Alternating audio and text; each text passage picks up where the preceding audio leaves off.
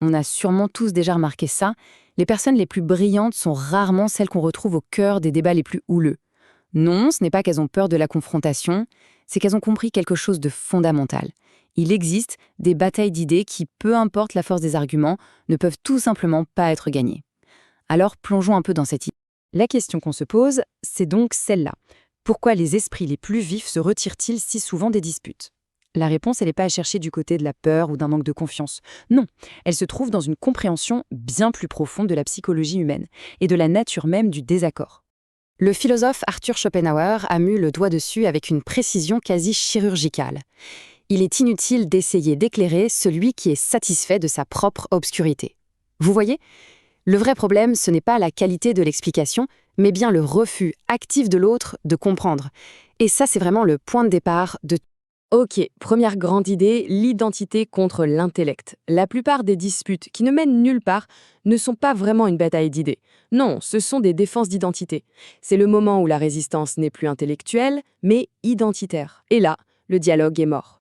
L'illusion la plus commune, c'est de croire que tout conflit intellectuel peut se résoudre avec de la logique. On s'imagine qu'il suffit de trouver le bon mot, l'exemple parfait, l'argumentation irréfutable. Mais en réalité, c'est une vision assez naïve. La vérité, c'est qu'il y a un moment où plus on explique et moins l'autre semble comprendre. Et ce tableau, il montre bien la différence fondamentale. D'un côté, on a quelqu'un qui cherche vraiment à comprendre. Cette personne pose des questions pour clarifier, elle est prête à changer d'avis face à de nouvelles preuves, elle dialogue avec l'argument. Et de l'autre, on a quelqu'un qui cherche juste à avoir raison. Les objections tournent en rond, les preuves sont tordues pour coller à ce qu'elle pense déjà. Au final, elle ne défend pas une idée, elle défend qui elle est. Maintenant, on va aborder un point philosophique super important. Il faut absolument faire la différence entre deux concepts qu'on mélange tout le temps, l'ignorance et la stupidité. Ça n'a vraiment, mais alors vraiment rien à voir. Alors, l'ignorance, c'est assez simple à comprendre. En gros, c'est juste un manque d'infos. C'est une condition passagère qui se corrige avec du savoir. C'est un vide qui peut être comblé. Si on ignore quelque chose, on peut l'apprendre. Fin d'histoire. La stupidité, par contre, c'est une autre paire de manches. C'est beaucoup plus insidieux. Ce n'est pas un défaut intellectuel, attention. C'est un choix, une posture morale. C'est le fait de se défendre activement, volontairement, contre une info qui dérange, qui menace notre petit confort mental. C'est un choix délibéré de rester limite. C'est ce que disait le théologien Dietrich Bonhoeffer de manière assez glaçante. Contre la stupidité, nous n'avons aucune défense.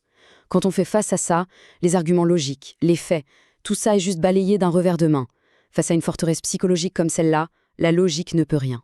Bon, face à ça, on fait quoi? La solution, ce n'est pas de crier plus fort ou d'argumenter encore plus. C'est de devenir un maître dans l'art du désengagement. Et attention, ce n'est pas une capitulation, non, c'est une manœuvre stratégique de haut niveau. Le concept clé ici, c'est le coût d'opportunité. Notre attention, notre énergie mentale, ce n'est pas infini. Chaque minute qu'on passe dans un débat stérile, c'est une minute qu'on ne passe pas sur un projet qui a du sens, avec des gens qui nous font grandir, sur des idées qui méritent de germer. C'est une minute volée. Ok, concrètement, comment on fait? Il y a une petite méthode en 3 temps. D'abord, on reconnaît, est-ce qu'on est face à une vraie curiosité ou à quelqu'un qui défend son identité bec et ongle? Ensuite, on calcule, est-ce que ça vaut vraiment le coup de dépenser son énergie ici? Et enfin, on redirige. On retire consciemment son attention et on la réinvestit là où ça compte vraiment. Mais ce n'est pas tout, parce que même ces discussions frustrantes, on peut en faire quelque chose. Au lieu de s'énerver, on peut les voir comme des opportunités d'apprendre. Chaque confrontation devient une sorte d'étude de cas gratuite. Et ça, c'est une idée vraiment puissante. Chaque débat stérile est une leçon sur les failles de la pensée. C'est un peu comme si on nous donnait une carte des écueils à éviter. En voyant les erreurs de raisonnement des autres, en direct, on apprend à ne pas les faire soi-même. Et qu'est-ce qu'on apprend? Concrètement, on apprend l'importance capitale de maîtriser ses émotions. On voit à quel point les slogans tout faits sont fragiles face à la complexité du réel. On saisit le danger immense de la certitude absolue, non questionnée. On apprend à faire la différence entre corrélation et causalité. Et surtout, on découvre le super pouvoir de la pause, ce petit temps de réflexion avant de répondre. Allez, on arrive à la synthèse de tout ça. Tout ce qu'on a vu se résume finalement à une seule compétence clé, une seule sagesse, celle de choisir ses batailles. Et voilà la grande idée à retenir de tout ça. La vraie intelligence, ce n'est pas la capacité de gagner tous les débats, c'est la sagesse de savoir discerner lesquels valent la peine d'être menés. On a tendance, dans notre culture, à confondre être intelligent et être un bon débatteur, mais ce sont deux choses bien distinctes. Ce tableau résume parfaitement les deux approches. D'un côté, on a l'approche qu'on pourrait qualifier de naïve. Le but, c'est de gagner. On met son énergie partout, dans chaque conflit. Résultat, frustration, épuisement. Et de l'autre, l'approche stratégique. Le but, c'est de cultiver la compréhension. On choisit où on investit son énergie, sur des terrains fertiles. Résultat, on grandit et on préserve ses ressources mentales. Et pour finir, une dernière question juste pour la réflexion. Imaginez un peu tout ce qu'on pourrait construire, créer, apprendre, avec toute cette énergie qu'on ne gaspille plus dans des batailles perdues d'avance.